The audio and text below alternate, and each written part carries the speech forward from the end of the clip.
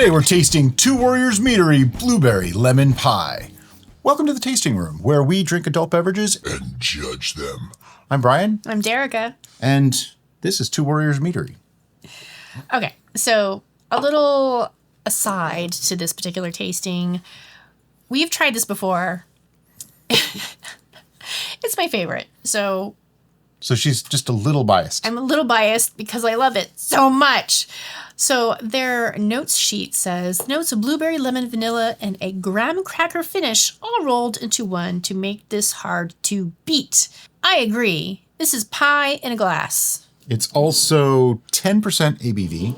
So by the standards that we usually use for mead, which is not a standard by any means, it's just the way we usually do it, we're usually between 12 and 14. Yep. So this is a little bit lower, but I don't think that 2% is going to make a huge difference. If anything, it'll make it a little easier drinking if you're not big into alcohol.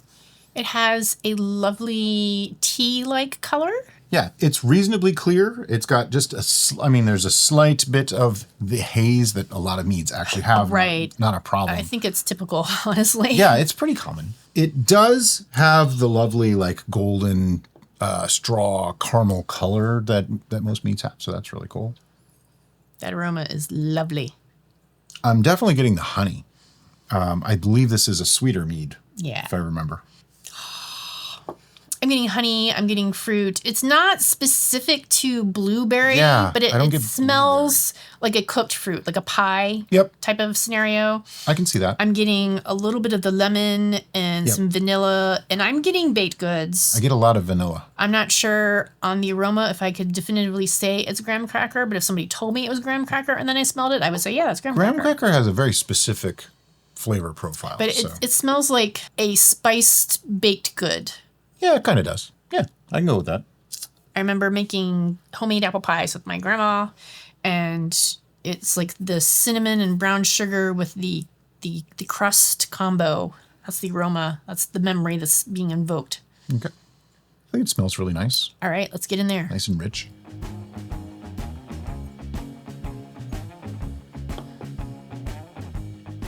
All right.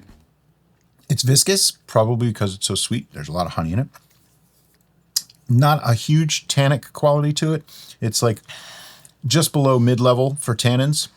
So it's on the lower side for tannins. It's so coating in your mouth that the viscosity of the honey does that. You wouldn't need extra tannin. Well, I just like to describe it. Oh, sure. I'm not giving reasons good or bad, just explaining. Right. Mouthfeel is important. You want it to stay in your mouth. If it just goes in and goes out and it's very watery and thin, that's not good. This is not watery. There's two ways to add mouthfeel. One of them is with viscosity through honey. Actually, there's several ways, but one of them is through that. Making things sweeter adds more body. Or you can make them more tannic, which will also add more body to them, making them kind of stick in your mouth. Tannin is like that black tea effect where you go like that, almost sand in your mouth. I'm not making it sound good, but when you mix that with other flavors, it actually is quite pleasant. I love the pop of lemon in there. It brings out that little tartness that you anticipate from the blueberry. And for me, I think it's pushing the blueberry note forward, where if that lemon wasn't there, I think the blueberry might be lost entirely. I feel kind of the opposite. I'm getting mostly lemon and vanilla, which is not unpleasant. I like it, but I'm not getting as much blueberry off of this, and I'm really not getting a pie crust of any kind. Like no biscuity flavors, no graham cracker, no nothing. This is not coming across as graham cracker. And I feel like this is a perfect example of how two people drinking the same beverage could have vastly different experiences. I am getting a sensation of like a blueberry lemon custard pie. So I'm getting the custard is cream. I'm getting creaminess. I'm getting the milky creaminess though. You get custard. I get custard. All right, I don't get custard at all. I get custard in a crust of some sort. And it's sweet, and it's a dessert, and it's baked yumminess, and it's in my glass, which is now being in my belly, and it's making me really happy. I'm glad you like that. Here's an interesting conundrum. If I was not told what was in this bottle, as in I was not told blueberry, lemon, and tasting notes of what to expect, I would enjoy the heck out of this and could describe it exactly the way I just did. But right now, I'm actually slightly disappointed because I'm not tasting all the things that are coming from what's described on the bottle. And that's a conundrum that happens frequently. And I hear it about in competitions, especially. And it's curious to me that you were having those sensations because we made a strawberry, or was it strawberry cheesecake? What was it? Cherry cheesecake. Yeah, cherry cheesecake. That's right. And I'm getting that graham cheesecake thing going on. And that's where my brain goes to custard. I definitely don't get graham cracker at all. No graham cracker. I'm so sorry. Yeah, well, I'm just saying. So that's where sometimes being told what you're supposed to feel and what you actually taste are different things. And it can be slightly disappointing. I hear about it in competitions all the time. Someone describes or puts a title on their brew, and the judge says, I don't taste the things that you're putting in the title here. I would be curious. Unfortunately, we don't have any more of our cheesecake because we drank it all. But I'd be curious to pair this, like have them side by side, a blind tasting, and see if we could tell. I think we would be able to tell a difference because I think the cherry They notes taste completely different. Came out more. But this is in the same realm. Yeah. It's sweet, so it's more of a dessert mead. It's really, really good. Don't get me wrong. But I think, for me personally, the lemon might be screwing me up. Okay, so to understand that statement a little bit clearer, if you're not used to Brian's palate, Brian really isn't a fan of lemon or lime. I'm trying to encourage him to embrace those flavors, and he's starting to. But it learn to enjoy overpowers them. things very quickly for me. Very, very quickly. Right. I get, like I said in my description, even in the smell, I get lemon and vanilla. That's basically all I'm getting because it's crowding out everything else. Where I love the addition of lemon and lime to foods, to drinks, to everything. So I don't have that issue getting in the way of me enjoying this beverage. And to me, the lemon is an accent in this, not something that's overpowering. I mean, don't get me wrong. This is really good. I would drink this. No problem. Yeah. I think this is more of a cilantro scenario, or some people just hate cilantro because they're wired that way, and other people like it. I don't hate this, though. The lemon is overpowering the blueberry flavor and whatever crust-like flavor is supposed to be there. I'm not getting it. The vanilla, too. The vanilla is very powerful, and I think the vanilla is supposed to be what's reminiscent of the crust and all that kind of thing. I taste vanilla, not crust. And, Curtis, if you're watching this, please don't be upset because this is a fantastic mead. Just not as blueberry or graham cracker. You're welcome to it. So, yeah, all of the other... You know what's interesting, though, on the smell? I'm sorry. Go ahead. On the smell, I can almost imagine, like, the burnt ends of an apple pie.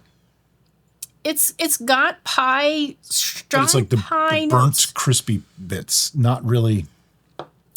That's the only way I get that. And I think it's the vanilla doing that. Vanilla and honey doing that, actually. Like burnt sugar.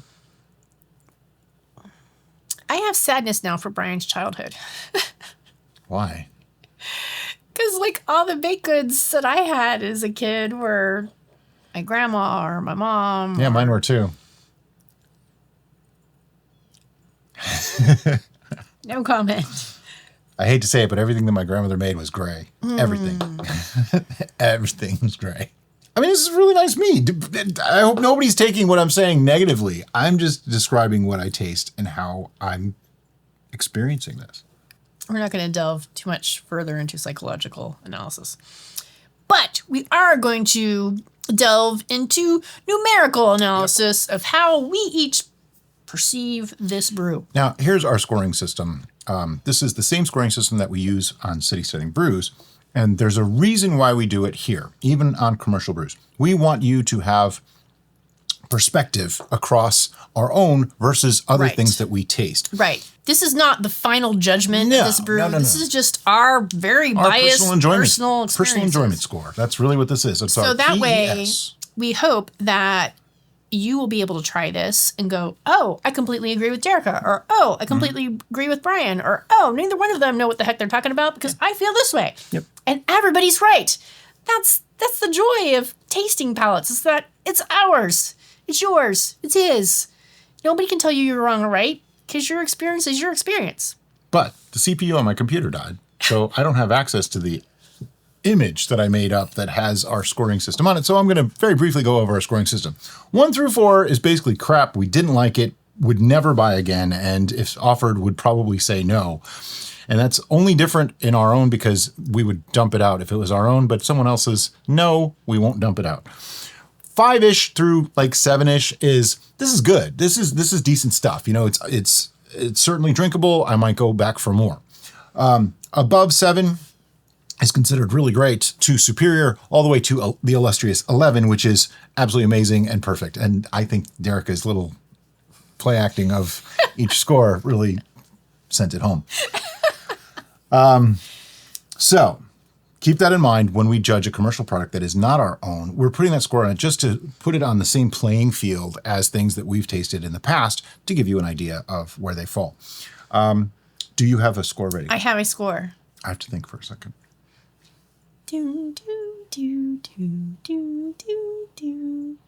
Okay, I'm ready. I think you just did that because you didn't want me to do this whole song. Maybe. Are you ready? Yes. 1, 2, 3, 7. We're at a great disparity here. I love this so much. You really think this is absolutely perfect, cannot be improved? Fantastic. All right, and that's a valid observation, and I respect her decision. I disagree with it, but I respect it because we both have our own tastes. Yeah. I think the lemon is killing it for me. I am okay with him not liking this because you know what? Well, he likes it, just not as much as I like it. I put it in the great category. This is a great mead. I get to drink the rest of it. It's just on the edge of great for me, though. It's not really my thing. It is totally my thing. Mm-hmm, and absolutely. I love this so much. If there was cinnamon in it, I might go further. And if it was cinnamon, then it would be just passed over to you and be like, all right, it's good. I like my spices.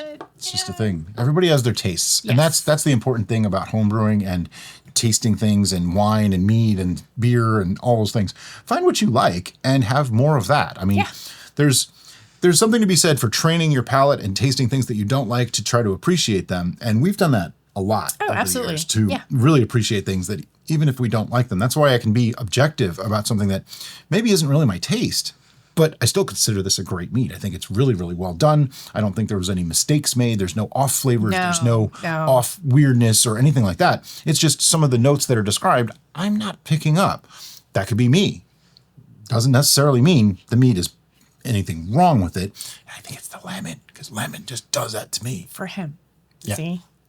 So if you're like me and lemon isn't your thing, this might not be your mead. If you're like Derica and you love this, you're just going to love this even more. If there's anything that you have found that is easily accessible in the commercial venue that you would like us to try, let us know in the comments below, and we'll see if we can find it in our area and give it the judgment. And as always, guys, thanks so much for watching and have a great day. Bye-bye.